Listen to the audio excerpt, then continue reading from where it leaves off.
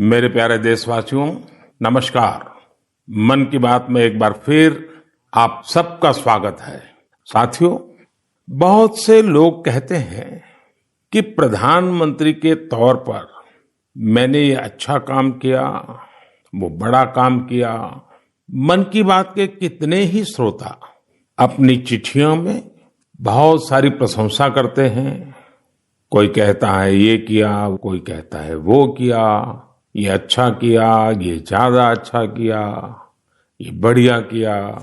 लेकिन मैं जब भारत के सामान्य मानवी के प्रयास, उनकी मेहनत, उनकी इच्छा शक्ति को देखता हूं तो खुद अपने आप अभिभूत हो जाता हूं।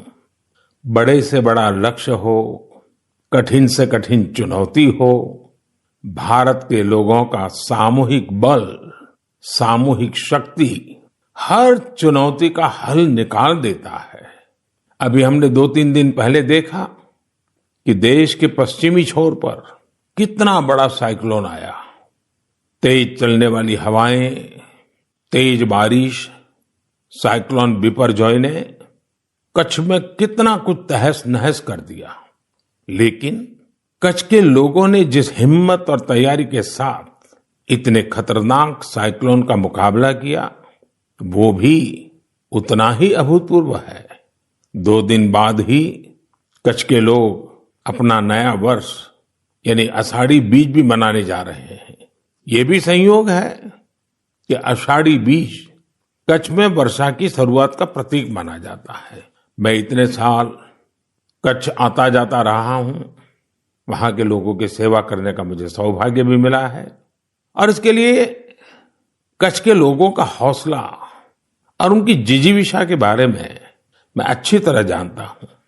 2 दशक पहले के विनाशकारी भूकंप के बाद जिस कच्छ के बारे में कहा जाता था वो कभी उठ नहीं पाएगा, आज वही जिला देश के तेजी से विकसित होते जिलों में से एक है। मुझे विश्वास है साइक्लोन बिपरजॉय ने जो तबाही मचाई है उससे भी कच्छ के लोग बहुत तेजी से उभर जाएंगे। साथियों, प्राकृतिक आपदाओं पर किसी का जोर नहीं होता, लेकिन बीते वर्षों में भारत ने आपदा प्रबंधन की जो ताकत विकसित की है वो आज एक उदाहरण बन रही है।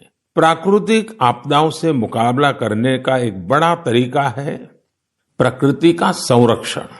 आजकल मॉनसून के समय में तो इस दिशा में हमारी जिम्मेदारी और भी बढ़ जाती है। इसीलिए ही आज देश कैच द रेन जैसे अभियानों के जरिए सामूहिक प्रयास कर रहा है।